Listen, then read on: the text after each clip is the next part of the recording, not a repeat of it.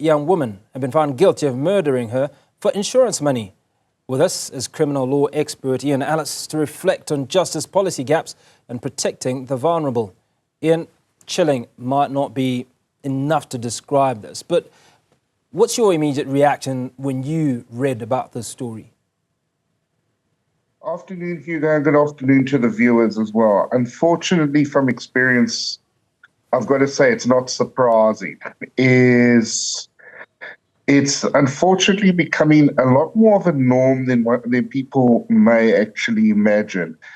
And there is unfortunately becoming a bit of a pandemic as to these type of offences and these type of murders for insurance money, and it's becoming quite prolific in South Africa at this moment.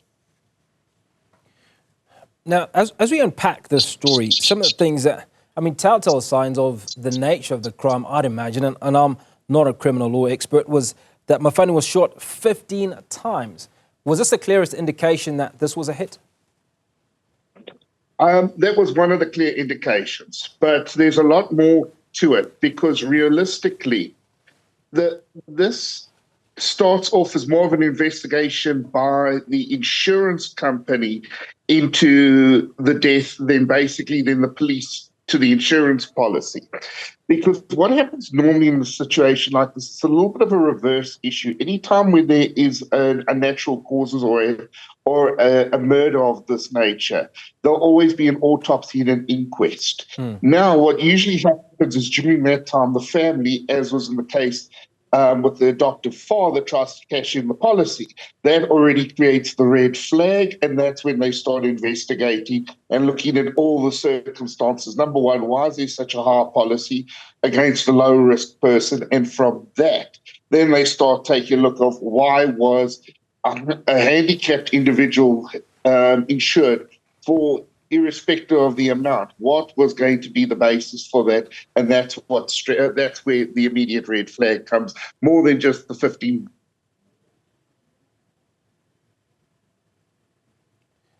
Ian, could this case have been prevented with better social welfare systems, or is this just a case of individuals being greedy regardless? The problem is one can't actually go ahead and look at other social circumstances. One's got to just take a look and come to the conclusion that some people are pure evil. And that's what this is. This isn't a crime of anything else than greed, opportunity, and preying on somebody who's completely vulnerable. No, even with the best social services in the world, this could never have been stopped. So what is the role of insurers in identifying policy abuse over insurance? First of all, what they'll look at now in certain circumstances like this is, number one, the life of the person insured. Here you have something very interesting where you have a handicapped individual who is in actual fact insured or disabled, but there was an issue with regards to the victim. And then they start looking at how much is the person's insurance valued at, and then it's the circumstances of their death. You'll get certain people who are high-risk candidates who suffer from certain diseases where it doesn't become a crime automatically. It's not a glaring issue that the person passed away, because it can be from natural causes, liver, kidney failure, heart failure. But when there's a high insurance value on somebody who is never going to be able to produce that from an income or from any other form of remuneration, and now suddenly they suddenly murdered in a circumstance like this, that gives rise to the suspicion, and that flags it for that specific purpose. But there's been other instances where you don't have to have a very high insurance value, but they'll take a look and notice that it's the same beneficiary time and time and time again. And that's kind of what happened in the previous case of Rosemary and Lawson. So you talk about red flags, and one of those red flags, post, obviously, the death of this 23-year-old woman, was that she was disabled, right? Now, when a person takes out... It is a glaring red flag. Yeah, so when a person takes out the insurance, aren't the insurers having this conversation? I mean, couldn't they have prevented it if they discovered that so much money is being insured for an individual, as you suggest, who is in high risk prior to the crime being committed? The thing is, what they'll do is they'll insure based on a policy and a premium, but they also don't look at it that one's insuring the individual for a shorter term.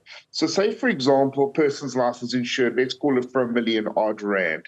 That's not necessarily excessive in the circumstances on a long-term prospect, but it becomes very glaring if it's, say, within a year of the person passing away, because you may end up finding that they might have somebody anticipating that they're still going to live for another 10, 15, 20 years, R1 million or a R2 million payout, which might go ahead and cover certain of the medical costs that the family have had to go ahead and incur. It's to try and assist from that recouping in the event of their death. But in this type of situation, it becomes a lot more glaring when it's a 23-year-old gunned down than if it's, say, somebody who is a 40-year-old mentally disabled individual who dies of something like kidney failure. So that is where it kind of becomes more of the issue. The insurance companies, whatever, if you're willing to pay the premium, they're willing to go ahead and insure anybody. But it becomes the circumstances when they have to pay it out that that create the issues.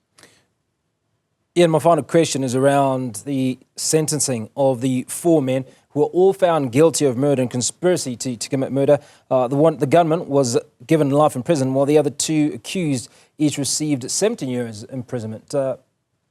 Fair sentence? You know what? It's as fair as it's going to go ahead and get. You know what? It's individual. The ringleader and the gunman did go ahead and get the ample sentence. With the co-conspirators, you know what? Maybe it might be deemed as a little light, but you know what? There's differing degrees in respect of involvement. So that would have been taken into account when the judge actually handed down the sentence. So without a doubt, there was a lot of thought process that went into it, and it's a pretty much even kill sentence that they received. Ian Allis, always good to speak to you, criminal law expert, giving us his take on the disabled platinum boat girl who was murdered allegedly for insurance by family members, many of whom have been found guilty.